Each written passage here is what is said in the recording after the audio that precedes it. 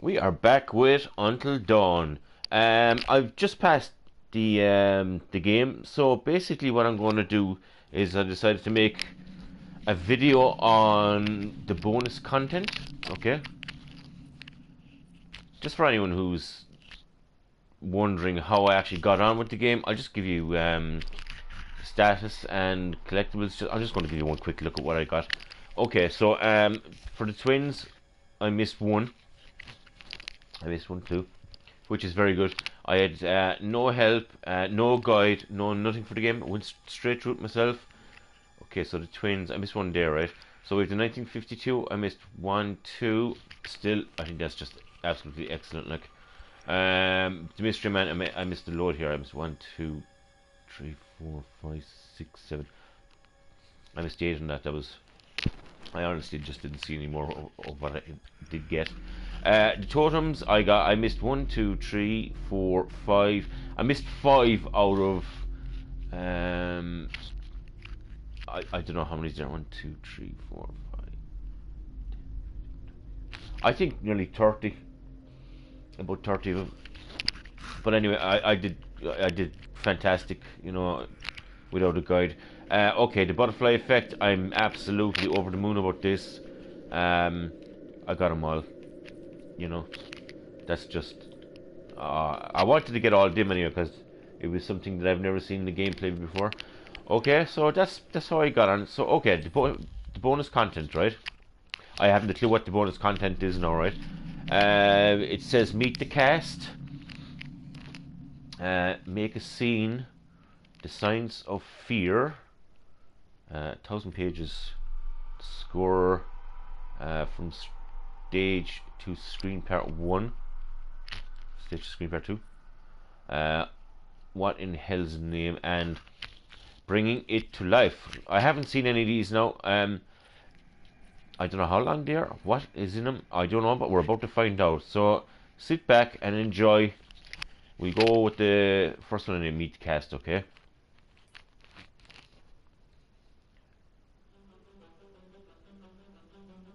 I am Hayden Panettiere, and we are here at the studio recording Until Dawn. My name is Rami Malek, and I play Josh. My name is Megan Martin. My name is Brett Dalton. My name is Antonella Lentini, and I played Hannah and Beth. My name is Jordan Fisher, and I play the character Matthew, Matt for short. I'm Nicole Bloom, and I play Emily in the game. My name is Noah Fleiss. I am Galadriel Steinman, and I play Ashley. So, Until Dawn is the story of 8 teenagers who revisit this cabin in the woods about a year later after a really traumatic experience where I've lost 2 of my sisters, so coming to kind of get some closure in that respect. One of the things that Larry does really well is make these multi-layered characters, and I think for just the story in general, it follows the quintessential horror film plot lines, but the characters are so unique in themselves, and I think that's very cool. Oh, I hope this was the right thing to do. What? You know, getting everyone together on the anniversary. I mean, Josh seemed really pumped about us all doing something, didn't he? Yeah, no, he definitely did. I haven't seen him so excited about something in forever. Good, good. Sam and I have a few things in common, such as being huge lovers of animals, and she's a huge animal lover. She's vegan. She is a pacifist. I'm not quite sure if I'm gonna go as far as saying that I'm a pacifist, but she's spunky and cool. I know that she, I think, is made fun of a little bit by the rest of them who think that her morals and her beliefs in that area are a little ridiculous and they don't agree with them, but she doesn't care. It doesn't stop her from being herself, and that's something that I hope I have in common with her. You know, he definitely can be depressed at some times and a bit of a loner, but he takes some solace in one of his sister's friends, Sam, played by Hayden Panettiere, and invites everybody back to the same house the next year to kind of find some closure. Jessica is... she has a whole lot of personality. She is definitely the sort of mean girl character that, you know, at school she knows she's pretty, she knows that boys like her, and she's going to use it to her advantage.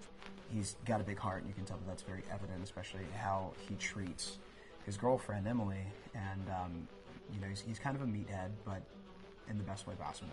She really knows what she wants, and she manages to get that from whomever it is, whether it be Matt or Mike. You know, she's really driven, and I can definitely relate to that. My character is Chris, and he is what society might consider the nerd of the group, and he kind of embraces it. Ashley she's a little more serious than some of the other girls. She's definitely very intelligent and thoughtful. She kind of looks at the whole big picture of things. She's not quite as geeky as Chris, but they connect in a lot of ways. Mike is like the guy on campus. He's the class president who has some charm and has brain, and I don't know, people seem to like Mike. He gets away with a lot, though. He can be kind of jerky. The fact that he really just kind of wants everyone to be happy when he wants her. He's a people pleaser, and I can definitely attest to being, you know, that guy. I'm always the friend that wants everybody to be happy and wants everybody to be taken care of, and that's definitely Matt. But also, like, this character is just so fun. I rarely get to play the bitch, and so it was really fun to do that. The spirit of things, seriously, what's wrong with you? I'm just trying to lighten the mood, Em. Don't be like that. Like what? The way you're being. You always get like this. I just think this is just the coolest thing to be a part of, and I just think it's going to take the world by storm. I really do. I think this genre is the wave of the future, and I think that once people see the potential behind it, of getting to interact with the drama that you're witnessing unfold in such a realistic way, that this is how entertainment's going to be from now on. Okay. That was bonus content to meet the cast. So now we'll go to making a scene. Okay, we'll see what's in this. The first one didn't take really that long, only just 5 minutes maybe. Here we go. Hi, this is Lee Robinson, production designer on Until Dawn. The production design for Until Dawn started with the great teen horror script that sets the characters in a Canadian winter mountain lodge, being a contemporary setting with visual clues derived from classic films of that genre, such as Hitchcock's Psycho and Stanley Kubrick's Shining. The storyboards are vital to the production design, as it allows the designer to understand the scale of the environments to be made and the detail that would be seen to create the atmosphere of a horror. This took us into concepts that took these storyboards further, visualizing the world through the color palette, the lighting, tone and the mood, and developing key locations such as the lodge, the cable car stations, the forests themselves, the wilderness. As you can see, the environments and atmospheres change quite a bit from warm and inviting to cold and threatening. The Millionaire's Mountain Lodge was a key example. It was designed to be made from nearby stone and timber, embedding it into the landscape, with a contrasting and contemporary interior needing to be opulent and extravagant. We created dark and claustrophobic corridors with ominous and large open spaces, almost cathedral-like in size, and with huge structures to silhouette and dwarf the characters within, providing a labyrinth to explore and wander. Each character was developed with a strong visual identity in mind, with contrasting colours, tones and silhouettes to identify them, each to have their own texture, pattern and shape, so that when they were lined up you could always identify them. The costume designs allowed a range of clothes that would suit them for the cold winter weather, but also have an element of style and individualism, so that the audience could look at them and relate, recognizing themselves within them. A lady would like to cuddle up with her man by a nice cozy fire bathed in atmospheric mood lighting. Right. It'll get plenty toasty once we're rubbing up against each other. Mike. Yeah. Fire and mood lighting. Yes. Working with the lighting artists, we really brought the look and feel of the world together, and this required a thorough understanding of the visual language of teen horror. A key scene was where all the characters emerge out of the rear of the lodge chasing Hannah. A contrast is evident straight away from the exterior wilderness to the warmth of the lodge. The attention to character lighting here is through the bounce and rim lighting, accented colours and composition, creating characters that come from the dark into the light and back again with an emotional effect. Guys, there's someone outside. What the hell? Hannah! What's going on? Where's my sister going? It's fine. She just can't take a joke. It was just a prank, Han. Okay, that was making a scene. Right. We'll go to Signs of Fear.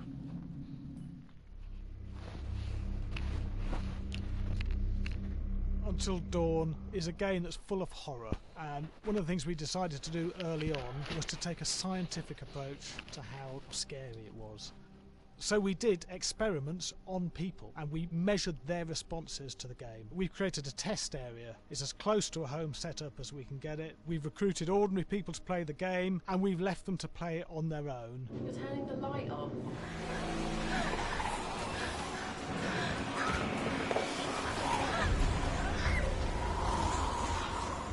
The only difference is it's rigged with cameras and microphones that relay the data through to the next room where people are watching them play.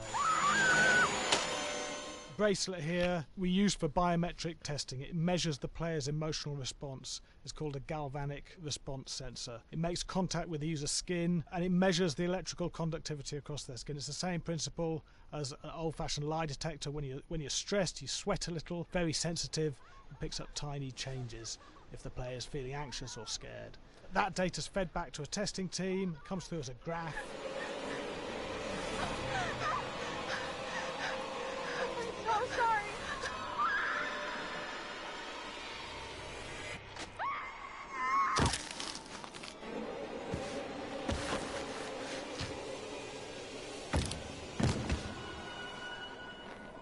There's no point testing one or two people, you have to test a lot of people. Watch your step. When we have a scare that's consistently has a measurable emotional response, then we knew it was good. If it didn't have that, it goes back to the team for improvement. The data doesn't tell us what's wrong with the scare, it only tells us if it's working or not. Wait, okay, so you hear that too, right? Josh.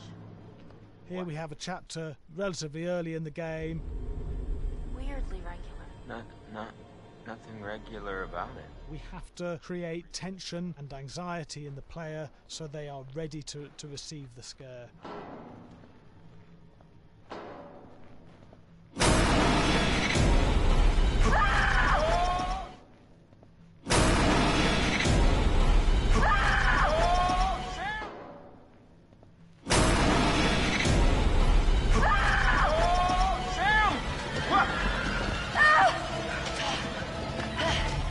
Player time to recover, to cool down, to calm down, and then start building the tension again before we do the next scare. Hey. What? Hey. What the hell? Ooh, you just got mugged.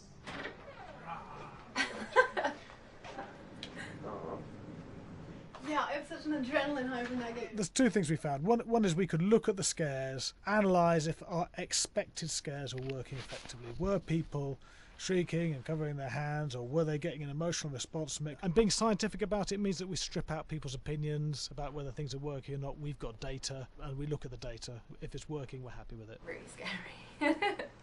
Bit scared and wanting to get away. I actually be maybe a bit scared to play on my own, but in a room with the lights on, yeah, with some other people as well, yeah, maybe. But because I'm a scaredy cat, I would play with someone in the room. And the lights on. It was one of the scariest games I've played in a long while. Alright, I'll tell you one thing, that was interesting. Very, very interesting. Okay, so we'll go to the next one, which is 1,000 pages. Hi, Larry. Hey, Graham.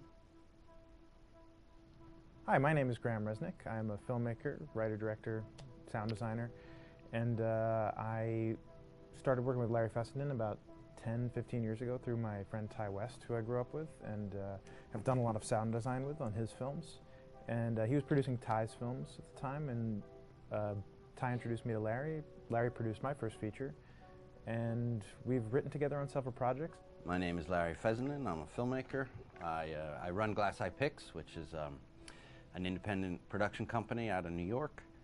We make indie movies, a lot of scary movies as well. And I got a call to audition to write this video game.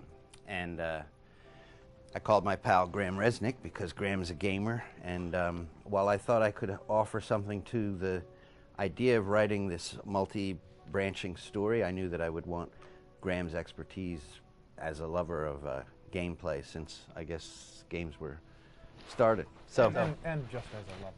And as a lover, yes. Which is why there's so many sex jokes in the game. There was one Italian website that did say the Larry that's Fessenden right. and Graham Resnick, the two lovers behind Until Dawn. Come here. Maybe I know how to handle you too. I am definitely ready to be handled.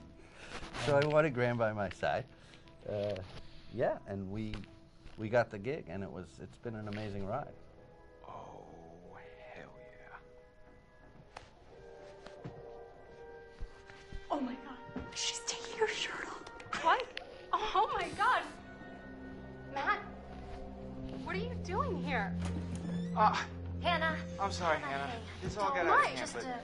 So in the game, the basic setup is that a year prior to the game's start, all these kids had gone up to a ski lodge that was owned by the parents of one of the kids, or a couple of the kids. And some of the teenagers played a prank on some of the other teenagers, and a terrible tragedy occurred when a few of them, two sisters, ran out into a blizzard, and were never seen from again.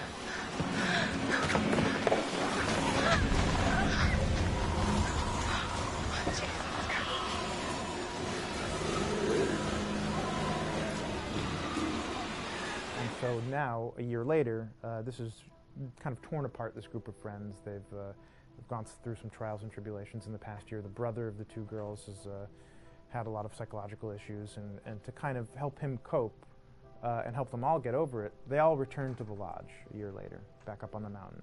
And the idea is to get over it, but... the healing does not begin. Yeah, and these kids are all trying to find themselves. They've been through a trauma, but in general, they're just teenagers trying to figure out who they are. So they're all kind of falling into the patterns, the stereotypes, the characters they see on TV and in the movies. I think we were very interested in taking genre tropes and kind of making them sort of refresh them.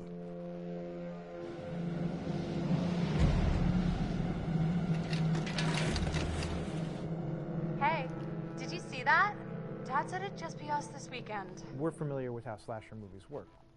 Most people have seen some horror movies, and we have established notions and preconceptions about the roles of the players in horror movies and how they talk and how they get killed and how they have sex. And to bring you into the game that way and then subvert a lot of those expectations was kind of our goal. They're haunted by some incident that happened in the past, which I think you pretty much figure out that that's going to have a role in their interaction. Yeah, so I think what was fun was we take some sort of stock characters and we try to give them some shape, but at least at the beginning they're recognizable in the way of groups of friends. There's the jock and the bitchy girl and the rivalries between everyone. And oh my gosh! And really fun characters too. We just had so much fun living in the minds of these characters through writing the script. What do you think? Jesus! It was fun. I think we were looking to get that kind of banter that you Yeah. see both in movies, but also that you absolutely have with friends, and sort of those inside jokes. And of course, as writers and as friends ourselves, we sort of developed little tracks, and we try to give the characters that kind of vibe. Really? Okay. 1,000 pages. Right, how many is left? There's a good few left. 1,000 pages. So we'll go to the score. Okay, let's see what's happening in this.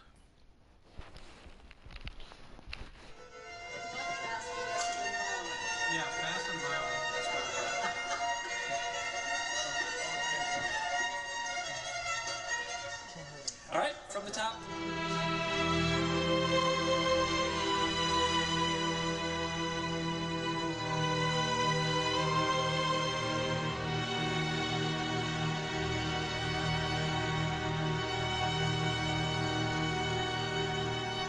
is Jason Graves, and I'm the composer for Until Dawn.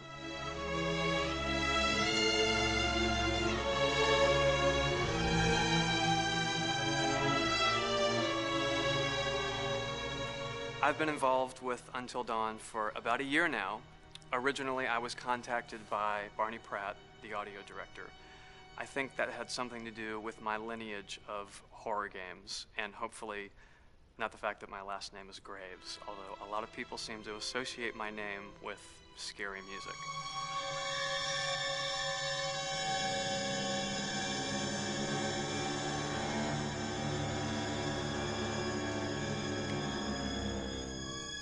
One of the things that was really exciting about working with Barney and the team at Supermassive is they really wanted something unique for the music. They wanted the music to stand out and be a character on its own in the game.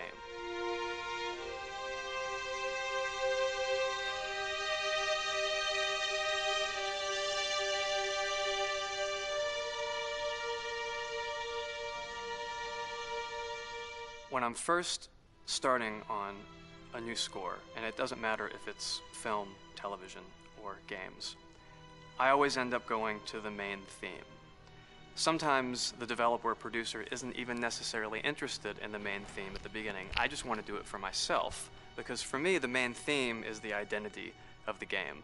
It establishes the mood, the atmosphere, and the character of the music, and how it's going to be playing in the background.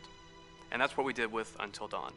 That was actually my demo pitch to Supermassive Games. I put a main theme together, recorded all the instruments at my studio, and sent it to them. And they liked it. We actually ended up recording that exact theme, all the instruments and everything, live here at Ocean Way probably 9 months ago.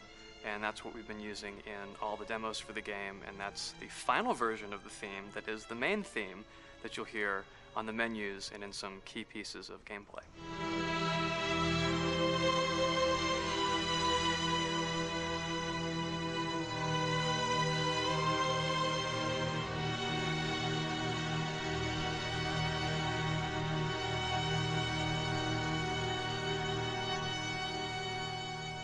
I seem to have made a name for myself in horror. And there's something about scary music, I think it's maybe the lack of rules. The biggest rule in scary music is there are no rules, so you can do anything you want, and actually, if you end up doing things that don't feel like they would work out together, they kind of clash, and it ends up being even more effective for scary music. So that's what really drew me to Until Dawn, was the textures, plus writing thematic material that is interwoven with the scary textures. I haven't really done anything like that before. Usually it was just all tension all the time, and that's fun and it's great. But I'm actually at heart a very melodic composer. That's the kind of music I love listening to, and that's the kind of music I love writing. That's the kind of music I got to work on in Until Dawn. Very nice. Same thing. Very interesting. Sorry about that, just my chair is squeaky. Right, that was the score, the orchestra and all that. Right, we're going to go to from stage to screen part 1, okay? Here we go.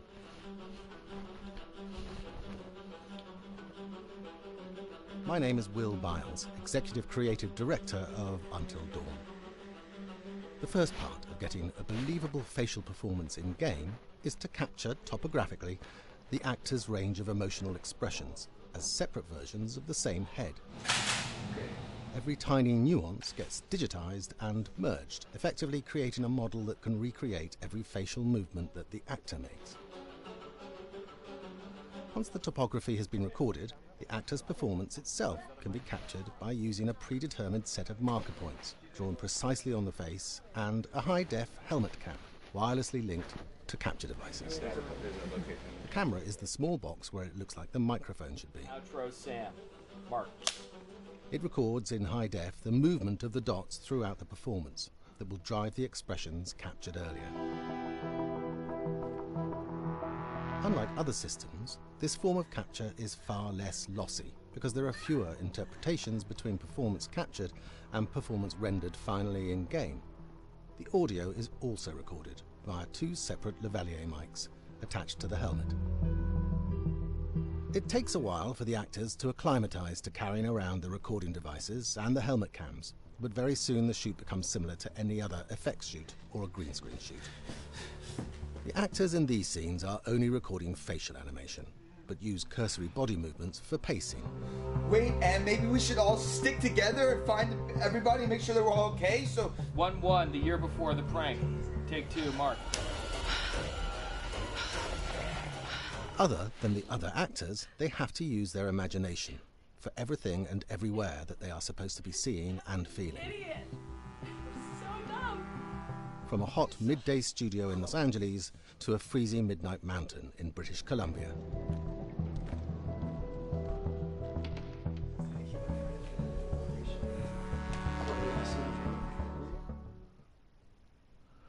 Okie dokie. Okie dokie, karaoke from stage to the screen part 1. So I'll go from the stage to the screen part 2. We're almost there, people.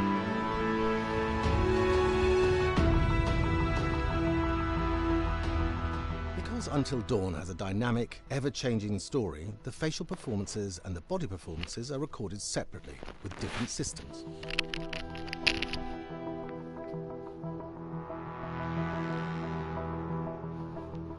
With the body capture, we use reflective bead suits and an infrared camera matrix system that drives the CG bone hierarchies in our character models. These performances cover everything from character locomotion, scene-specific performances and stunt work, most of which was recorded at studios in Pinewood and Shepperton, near London. Hannah! Hello?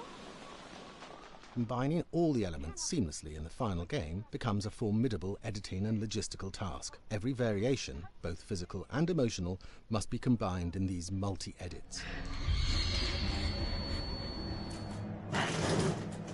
Scaffolding props have to stand in for the sets, because the hundreds of infrared cameras have to be able to see all of the reflective beads on the actor.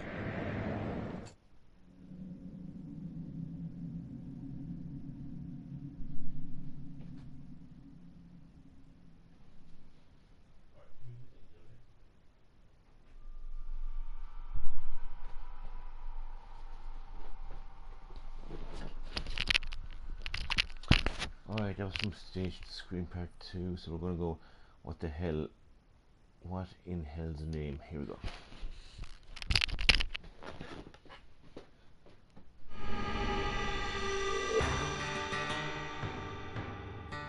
America's Northwoods border region. Within this land of 10,000 lakes and miles of dense timber, a hideous creature is believed to lurk. The Northwoods is probably one of the last frontiers in America. There's still a lot of places in this area that hasn't been set foot by man. Monsters and mysteries exist here because it is remote. Up in the Northwoods, winters are long. In times of biting cold and isolation, a devouring monster is believed to come forth. It's terrorized native people for generations. Growing up, I was told, like, don't go outside, the Wendigo will get you.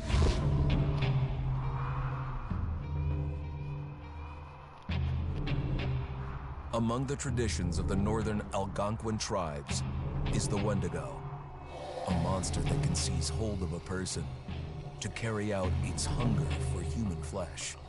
Many Native Americans fear even talking about this Wendigo, and even the mention of the name will let the Wendigo find out where you are, and it will open you up to be possessed by this Wendigo.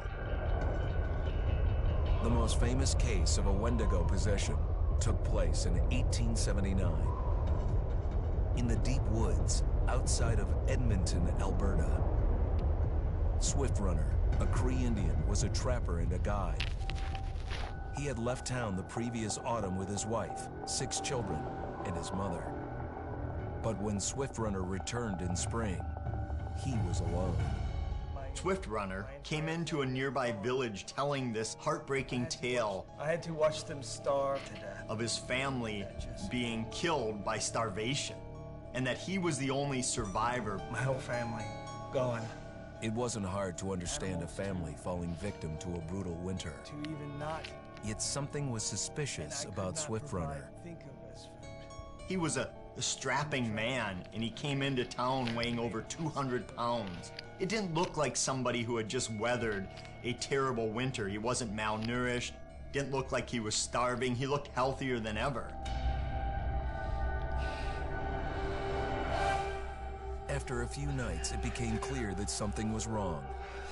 He started having night terrors, screaming in his sleep. I am the Wendigo! Villagers alerted the police. Swift Runner actually guided them back to his winter cabin. When they got there, that's when they saw the true horror.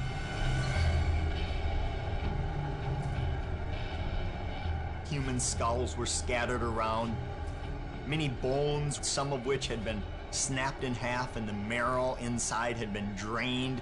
They had never seen anything like it. Swift Runner had killed his entire family, shooting them, hitting them with an axe, strangling, and then eating most of their bodies.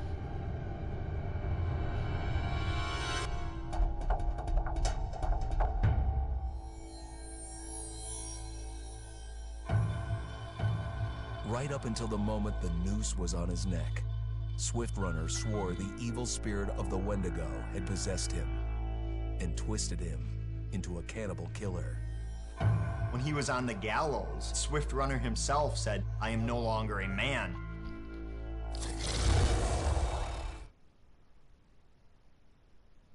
Well, that was freaky.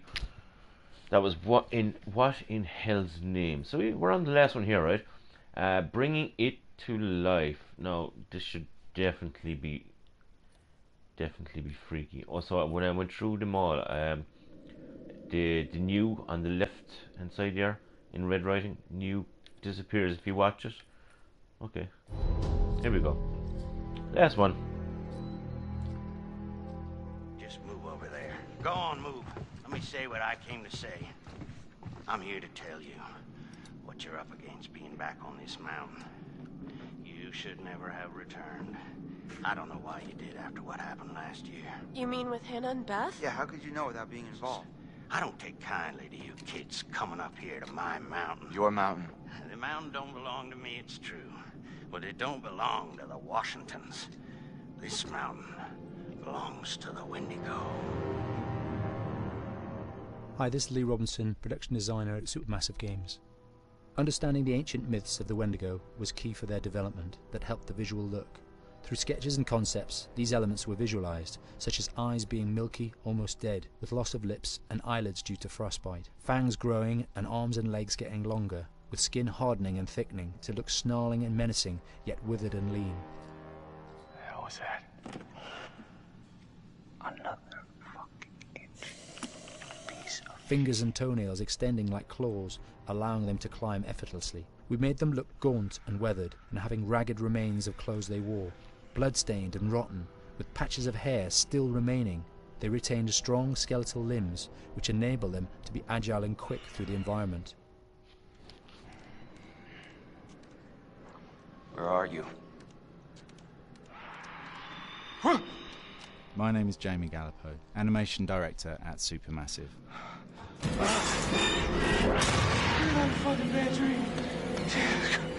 The overall direction on the creature was to be very strong, to be extremely fast. We wanted a spider-like movement to the creature. 1 minute scampering to leaping and then crawling, almost instantaneous. And finally, we wanted the creature to have this real, uncontrollable thirst for flesh.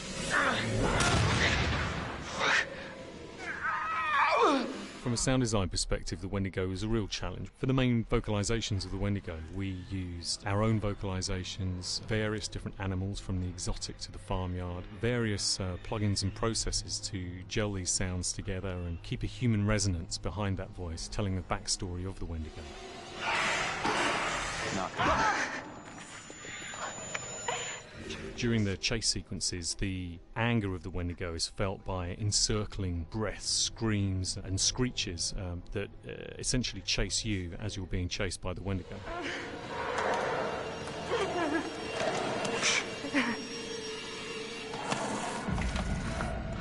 We would layer them up in a multitude of layers, sometimes 15, 20 sounds playing at the same time, to build up the vocalizations for this fearsome creature which is always in attack mode, hyperactive and chasing you throughout the game.